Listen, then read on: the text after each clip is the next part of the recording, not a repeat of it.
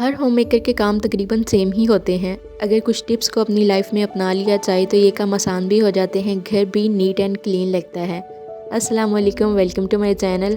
आज के व्लॉग में मैं आपके साथ होम क्लीनिंग टिप्स शेयर कर रही हूँ, जो कि हर लेडी डिफरेंट टिप्स ढूंढती रहती है काम को आसान बनाने में। और जब ये टिप्स हम अपनी लाइफ में अपना लेते हैं तो हमारी बेटियाँ भी इसी तरह से देख देख के सलीकामंद बन जाती हैं। आज धूप बड़ी अच्छी लगी हुई थी तो मैंने सोचा क्यों ना डीप क्लीनिंग कर ली जाए। मैं यहाँ पर दीवारों के साथ लगी हुई टाइल्स की क्लीनिंग करने वाली हूँ। हेल्पर्स को कह दो तो वो तो इग्नोर ही कर देती हैं। इन टाइल्स को एक आध कर देंगी आपके खड़े खड़े, बाकी की छोड़ देंगी। तो मैंने सोचा क्यों ना हम खुद ही इन सबको साफ़ कर लें। मैंने फूल झाड़ू की स्टिक ली है, आप इसके लिए वाइपर भी यूज़ कर सकते हैं। फूल झाड़ू की पीछे से स्टिक को तौलिए के साथ कवर कर दें। किसी भी तौलिए का पीस या कोई भी पुराने कपड़े का पीस लेके उसको ज़रा गीला करें और रबर बैंड के साथ उनको बांध लें। फिर इस तरह से आपने तमाम दीवारों को साफ़ करते जाना है। एक ही दफ़ा लगाइएगा, एक एक डंडा घुमाते जाएंगे तो आप देखेंगे कि मिट्टी कितनी अच्छे से साफ़ हो गई है और टाइल्स बिल्कुल चमकने लग जाएंगी। इसी की मदद से मैं दरवाज़ों के साथ जो लकड़ी लगी हुई होती है उसको भी क्लीन कर लूँगी।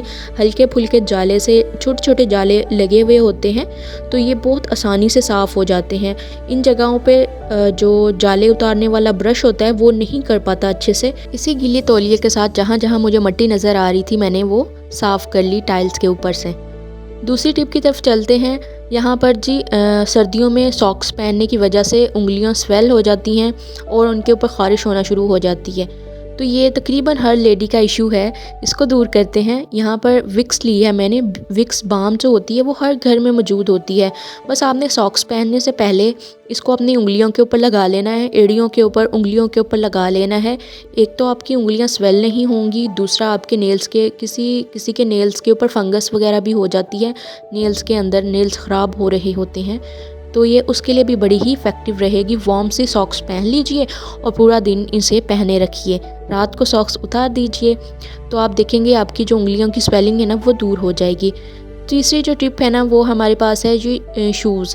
बूट को सारा दिन जो बंद बूट होते हैं, चाहे वो लेडीज़ हैं, जेंट्स हैं या फिर बच्चों के हैं, वो पहने रखने से उनके अंदर स्मेल आना शुरू हो जाती है। नए बूटों के अंदर से तो नहीं आती ना, जब उसको 1-1.5 वीक गुजर जाता है तो उनके अंदर से स्मेल आना शुरू हो जाती है। किसी किसी से तो बहुत हल्की हल्की आती है, लेकिन कहीं कहीं से तो नाकाबिले बर्दाश्त होती है।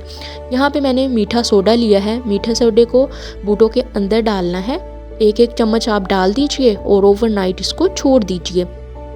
सुबह को आपने इसको झाड़ के निकाल देना है या किसी भी पुराने कपड़े के साथ आप इनको अंदर से साफ़ कर लीजिए। आप देखेंगे एक ही दफ़ा के इस्तेमाल से ना, एक ही दफ़ा बेकिंग सोडा डालने से ये स्मेल चली जाएगी और बूटों के अंदर कोई भी किसी किस्म की स्मेल नहीं होगी। इससे जरासीम भी ख़त्म होते हैं।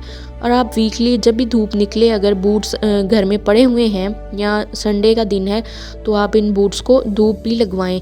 इसके साथ भी स्मेल दूर हो जाती है। इसी टिप को आप कपड़ों के ऊपर भी अप्लाई कर सकते हैं। जो कपड़े हम सर्दियों गर्मियों के रख देते हैं बांध के, उनके अंदर से अजीब सी स्मेल आ जाती है।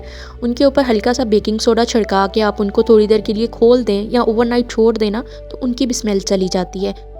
तीसरी या चौथी टिप है, मुझे अब याद नहीं है। तो बेड की चादर तो सारा दिन का काम है, इसको सेट करना तो बेडिंग को मैं कहती ना ख़त्म होने वाला काम है। हैंगर सुबह सुबह ही कमरों में पड़े हुए होते हैं क्योंकि चेंज वगैरह किया होता है। तो इसी हैंगर के साथ मैं बेड की चादर को सेट कर लेती हूँ। ऊपर से भी बड़ी अच्छी ये इस तरह लगती है। इसकी तमाम जो सिलवटें हैं वो निकल जाती हैं और बिल्कुल इस तरह लग रही होती है जैसे इस्त्री की हुई है। तो ये बहुत आसान टिप है, तो मैं तो इसको करती ही रहती हूँ।